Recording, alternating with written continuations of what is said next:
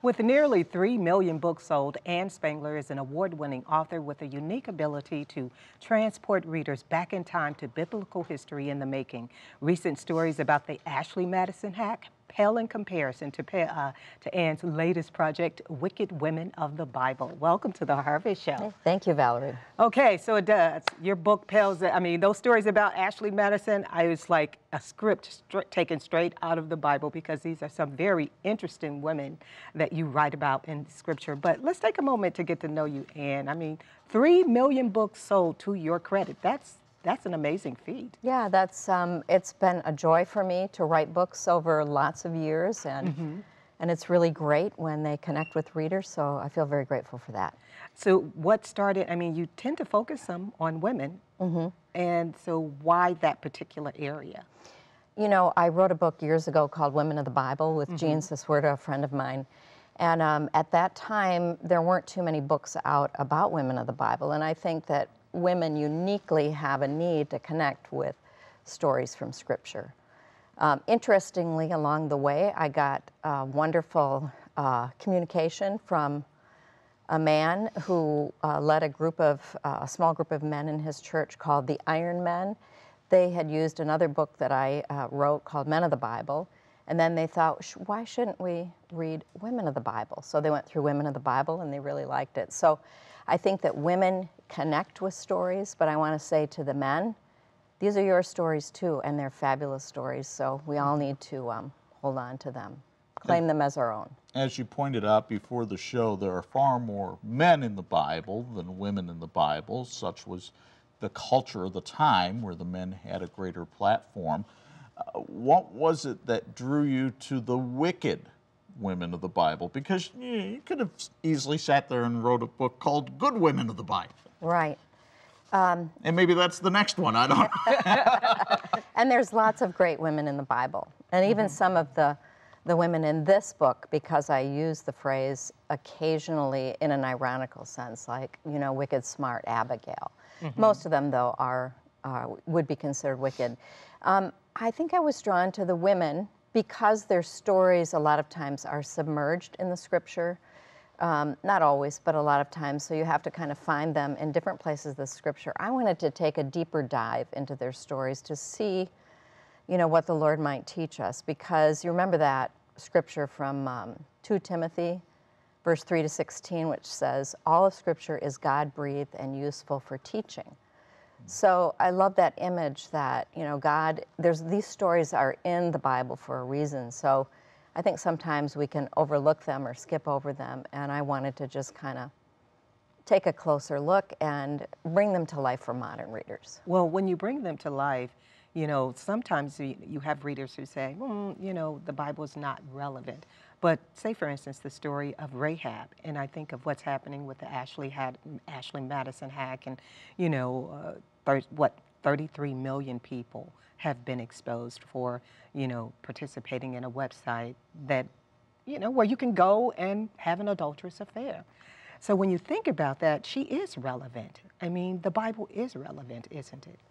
I think the Bible is very relevant, and you see in a lot of the characters of Scripture, you see the darkness and you see the light, like you see in real life. You know, all of us have shadows, all of us have light. So that in a way, that really confirms to me both the relevance and the truth of Scripture, because if the Bible were just a puff piece for a particular religion, Judaism, Christianity, then you would see just, you know, these one-dimensional heroic figures, particularly the heroes of Israel. But you don't see that. You don't see this whitewashing. I think with Ashley Madison, it's interesting that 8%, they say, of the participants were female, so it's mostly a case of men talking to men, so there's a little, you know, irony and humor and sadness in all of that. Yeah. Of course. But yeah, you know, it is relevant today. Well, let's talk about one of my favorite women in the Bible, and that's Mary Magdalene. Why did you choose her? I love Mary Magdalene. Mary Magdalene has often in history been, I think, misunderstood, written about as though she were, you know, a prostitute. But in fact, the Bible never says that. She was a woman that had mental illness. She was possessed by demons.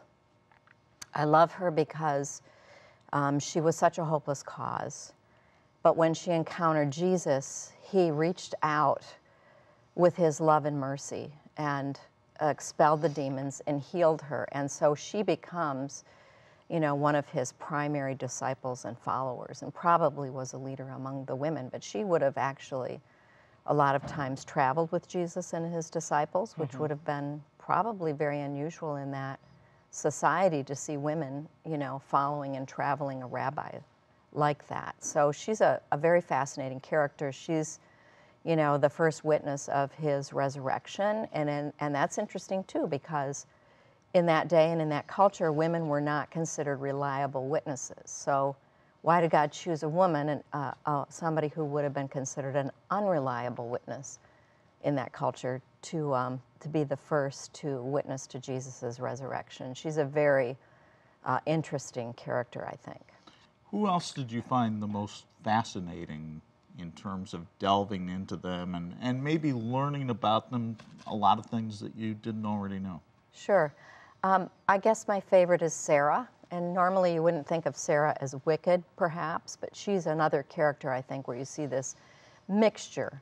I call her wicked old. And what I love about Sarah and how I resonate with her is for two reasons. I love the laughter in the story. You know, this sense that God can do the impossible. You know, she was barren. She was 90 years old when she had her son Isaac.